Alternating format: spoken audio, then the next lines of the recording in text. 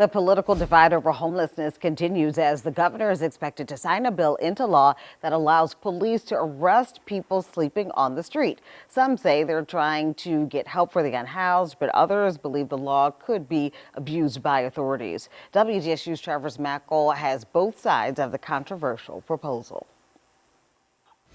The unhoused population across the state is growing. Just outside downtown New Orleans, people are sleeping under the interstate and on sidewalks.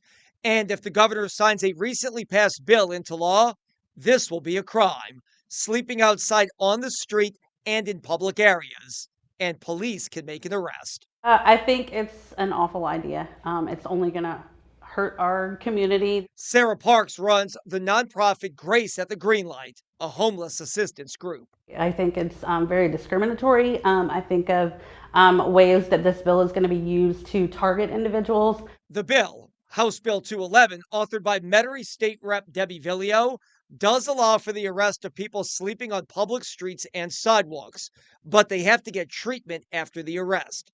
Drug rehab, alcohol abuse counseling, mental health care, and more, which many refuse. Kenner will enforce the law as soon as it goes on the books, as the police chief there has seen a spike in homeless violence. We're going to enforce it, and I'm glad to see that Rep. Villio did put the assessments in there for everything from drug abuse to mental illness to that, we can finally get some help for these individuals. Lawmakers divided on the legislation. It's really more of a path of getting them in front of the help they need. I mean, I think the vast majority of homelessness are people that have mental challenges that need that kind of attention. Look, you can't solve the issue of homelessness by arresting people.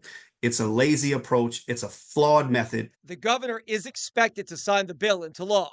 The NOPD has not said if it will enforce it. State police are expected to. And this is just further challenging, creating challenges for individuals.